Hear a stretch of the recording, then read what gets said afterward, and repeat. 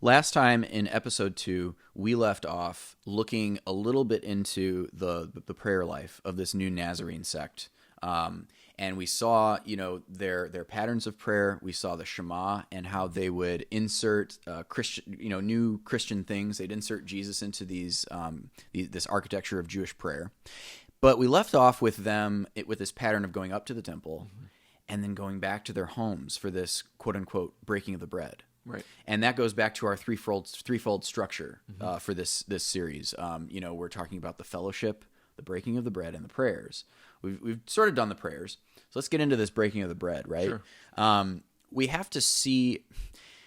People need to understand, first off, that this is not just people getting together to eat some food. This is not incidental eating. It's not a potluck. It's not informal like that. It's not like Karen's bringing the string bean casserole and everybody's passed around meals or food and they're all eating it together. Yeah, and just I feel like if people were able to get in the time machine with Doc and Michael J. Fox and go back to the first century to both Jewish and Gentile meals, they would be like weirded out. They'd be like, wait, this is right. Because both those groups are inheritors of the Greek tradition of the dipnon, the supper or the banquet, and the symposium. Yeah.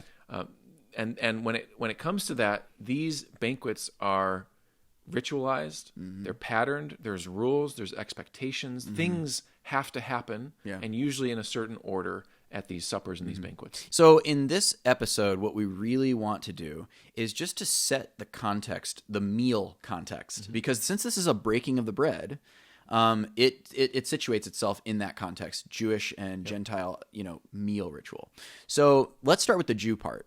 So let's start with Pharisees, right? And what they were doing with their ritual meals. Well, it's interesting because this is one of the great innovations of the Pharisees, actually. What they did is bring all of the temple ritual when it came to dietary laws and purity laws, washings. They brought it into the homes. So they're doing temple rituals in their home. Their approach to the table in their homes was as if they were approaching the altar or the table of the Lord in the temple. And so actually this is recorded later in the rabbis where it says that every man's home has become like the table of the Lord in the Mishnah. temple. Yeah, and that's in contradistinction probably to like the Sadducees, because for the Sadducees, again, it's all about the temple, not really the synagogues, so for them, if they're washing, they're following some kind of rituals and stuff, they're doing it in the temple. Yeah, they didn't bring it into the home. Right. Yeah. So you also have the Essenes, though. The Essenes also have their community meal with bread and new wine. And they themselves are priests, and they're celebrating at their table as priests, kind of in anticipation of the first coming of the Messiah. Yeah. Right? They're waiting for the first coming of the Messiah. Yeah, and that's a huge point, because these first Christians have temple priests among them who have converted. Oh yeah, Acts chapter 6 tells us that many priests were converted to the faith. So they didn't stop being priests when they became Nazarenes or Christians. I'm always like kind of tongue in cheek whenever I get like a Protestant who's challenging you about there were no priests in early Christianity, and I always think to myself, they're Jewish priests. Yeah, it's true. But okay, so that's a good context, I think, for the Jewish meal. What about Gentile, right? What about these pagan meals? What did that look like? Well, so the banquet itself, so these banquets started with obviously kind of an opening session where people would have different kind of finger foods, whatever. Yeah. But then it really wings, opened appetizers, yeah, exactly, fried pickles. Yeah. But it really began with the cup of wine or the libation. So a pouring out, again, the ritual context of these banquets, the pouring out of wine to the gods. That's how it began. Yeah. And then it went into the meal proper. And then you'd have another cup, usually, and this is a basic pattern. Then you'd have another cup that would then signal the start of the symposium time, which was the time for drinking, entertainment, discussion, all those types of things. In Plato's symposiums, it's time for philosophical discussion. Yeah. It's high time, right? Politics. Exactly. In the Jewish context, the book of Sirach, for example, we can tell he's also talking about this banquet context, and he's speaking of the time after the food, after everybody has eaten, is the time for teaching and understanding the scriptures and bringing out the scriptures even for readings, all those things. All those two contexts are coming together for the Christian meal. Yeah, and it's what the Christians call it. They actually have a name for it, right? They call it the agape feast. Yeah, the technical term for it starts a little later in the New Testament record. Jude mentions the agape feast for Christians. It's interesting because St. Paul also uses the word agape in the context of the banquet. If you look at his letter to the Corinthians in chapter 10 and 11, he's speaking about the Christian supper. I think sometimes we miss that maybe, right? That Paul calls this the Lord's Supper. That means that this actually was a supper. The Christians were getting together to eat dinner together. Right. In a ritualistic context. Yeah, in the context of the Greco-Roman banquet. Yeah. And it's within this context that Paul gives that famous discourse about love. Love is patient. Love is kind, right? It's interesting because that was a motif of the symposium, actually. For Gentiles. So for Gentiles, when they got together to eat, and so they do their first ritual of pouring out the libation, they eat, and then they go to this symposium time of talking or discussing. You're saying we have examples from the ancient world of them singing a hymn of praise to love. Wow. But the word they were using for love in the context of their symposium was eros, right? Or sometimes interpreted as erotic love, or really in this context, the kind of love of fellowship and friendship, those types of things. Okay. So what we see in Corinthians is St. Paul giving a discourse or singing a hymn to love, but the word that he's using there is agape. Right. So the highest love. The highest love, the self-sacrificial love, which is why he starts his discourse on the Lord's Supper with saying, on the night Jesus was handed over. Because that's the whole point. Yeah. Is that when Christians gather together, we hand ourselves over to each other.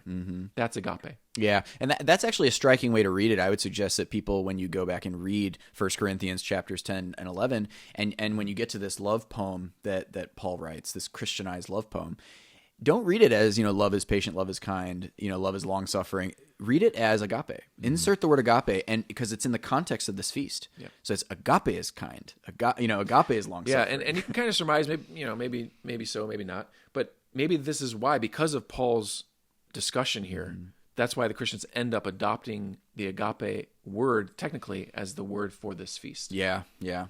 So we see here then that we have Paul following the patterns of the ritual meal, right? But we sort of even see that in the very structure of Corinthians itself, right? We do, yeah. So you have the bread which we break, he says, and then you have the cup of blessing is there, and then they all eat together, a full meal, obviously is taking place, the meal's happening. And then all of a sudden, Paul switches his discussion to talking about prophets and teachers. It is striking. It's so weird when you're reading it, because you're reading about like the Eucharist and all this, and then all of a sudden he goes and the prophets need to be doing this, and you're like, wait, what? When Paul starts to bring up the teachers and the prophets, he's still speaking within the context of the banquet, and we know that because he's using the same language. So when he's talking about the Lord's Supper, he's talking about when you come together, when you come together to eat. He uses that same language in chapters 12, 13, 14, when you come together. Yeah. So now that's the symposium time. Right. It's after they've eaten, and now they're getting together to do readings, to do the teachings, to do prophecies, all those things. Yeah. It's showing forth the context of the Greco-Roman banquet. Yeah, and the early church document that we keep referring to, the church manual, the Didache, or the teaching of the 12 apostles, echoes that same shows the same pattern. Because if you come to chapter 9 of the Didache, it's actually chapters 9 and 10, it starts off by saying, listen to this, he says, now concerning the Eucharist, give thanks as follows. First, the cup. And by the way, this is the first instance of the Eucharist being used as a technical term for the meal. Yeah. So he says, first the cup. So there's your cup, right? And then he says, then concerning the broken bread, and then he gives the prayer for the bread. Then there's this interesting statement in the beginning of chapter 10. He says, after you have had enough. So now you know that they've had the meal, the agape feast. Well, then he says, give thanks as follows. But the last thing that he says is, but permit the prophets to give thanks however they wish. Now, what's the next section? I'm going to go ahead and guess and say teaching. The next section is concerning teachers. Yep. So you know that this order is also following that same architecture of the ancient meal. And what's interesting about the Didache then is what it's also showing us is that even in the first century, while the apostles are still doing their ministry, people are starting to take those Jewish prayers we talked about last time, the blessed are you, O God, for X, Y, and Z. They're starting to take the best of those prayers and write them down. Yeah, and not just the best of those, the blessings or the barakah, prayer over meals. They're actually innovating too. they're inserting more and more the words of thanksgiving, Eucharistia, into the text. And so that's what you see also in the Didache in the first century. Yeah. They give thanks over the cup. They don't give blessing over the cup. Yeah. They give thanks over the cup. Yeah, so you're seeing that for the people who are presiding at this meal, they are now possibly and quite likely starting to read prayers from texts. Yeah. Oh, yeah, absolutely. Because it actually says, like I said, in the Didache, in chapter 10, it says, "But permit the prophets to give thanks however they wish."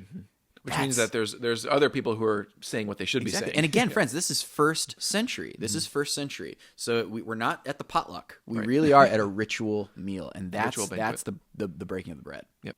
But it's not just ritual in these ancient meals. There's a sacrificial context to these. Yeah. So when the Jews are coming together, like the Pharisees, they're thinking of the temple.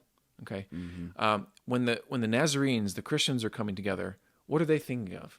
Well, if they're eating and partaking in this meal as a supper, the Greco-Roman supper took place around the 9th hour, 3 p.m. That's when they started to gather. So now we start to think about the time when these early Christians are gathering together for their Eucharist supper. Yeah. That's the hour of prayer in the temple. Yeah. Right? I think I never even knew that, like back in the day. I never realized that even in the New Testament, when they have that whole discussion of like sacrificed meats, and there's like a big problem where like, should we even, should Gentile Christians continue to eat sacrificed meats? What people don't realize is that when people went to the market to buy their meats, to buy their foods, they were buying foods and meats that were sacrificed. Yeah. So that's why Jews didn't eat Gentile food, because it was sacrificed to foreign gods. Yep. So again, even in the Greek context, not just the Jewish, but the Greek context, this is the whole meal ritual is a sacrifice context. Yeah. So when you're saying that the Christians are doing it right, then they have a sacrificial context. Well, they do. If they're gathering at 3 p.m. or the 9th hour, that's usually the hour of the evening sacrifice in the temple, right? But even more so, we know from the Gospels that's the hour that Christ gave up the ghost. That's the hour that he actually died. Yeah. And when we link that with St. Paul's discussion in Corinthians on how this is a memorial of Christ's death, now we see that where their mind's at when they're gathering for the meal. Yeah. They're entering when the sun's going down, at the time when Jesus died, they're coming to the meal. Yeah. Yeah. That's the context. Yeah. The sun of righteousness is setting. And so we proclaim the Lord's death until he comes at this meal. Yeah. Yeah. And there it is again, that expectation thing. That's why you get the Maranatha, right? Even in the Didache, there's this mention of the Maranatha. It's like, come Lord Jesus. Because again, the sun is going down. It's evening time. Now they're going to wait for the sun to rise again, So you have all those elements that we kind of spoke about last time. But it's interesting because St. Paul is referring back to that night, the night that Jesus was handed over. And Jesus was almost like, he's instituting a new covenant, a new sacrifice on a new mountain, sort of a thing, and that's big news. Yeah, whenever you hear a covenant's being introduced, that's a big moment in Jewish history. You have the major 5 covenants in the Old Testament defined who the Israelites were. Yeah, and I don't want like Catholics to get the idea here that like, okay, so there it is, like transubstantiation. We're offering the sacrifice of Calvary. Like we're not there yet. We're not there yet. We're showing you where the kind of the seeds of that maybe will germinate later. But really, what we're seeing is it's just interesting that Jesus is tying these elements around the table to his own self and the consummation of a new covenant in his blood. Well, yeah, and that's why St. Paul says that the bread which we break and the cup of blessing which we bless is a communion, is a koinonia, is a participation in the body and blood of the Lord, in the sacrifice on Calvary. So the apostles then see in the ancient meals a perfect context to insert the new cult. They're bringing those prayers we talked about last time, sort of synagogue prayers. They're bringing those into this now. They're the time of teaching and preaching that they saw in the synagogues.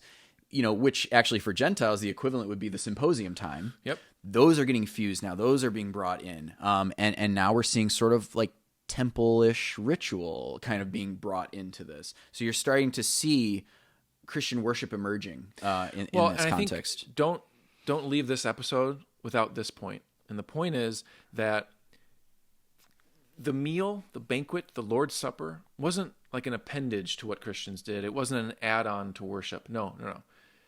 The Christian Lord's Supper, the banquet, was Christian worship. Mm-hmm. This is the new worship that Jesus reveals in himself. And this is striking. I mean, so this is from the first century. This is Saint Clement, okay? So Clement of Rome. He is most likely mentioned in the New Testament in Philippians. Mm-hmm. He's a companion of the apostles. This is what he writes. I want you to just listen to this. I hate reading to people, but honestly, it's too important. I want you to hear this. He says, "Now we ought to do in order everything that the Master has commanded us to perform at the appointed times," right? So there's the 3 p.m., right? And then he says, "Now he commanded the offerings and services to be performed diligently and not to be done carelessly or in disorder." So it's not a potluck. It's not a gathering of a bunch of buddies getting together with a keg.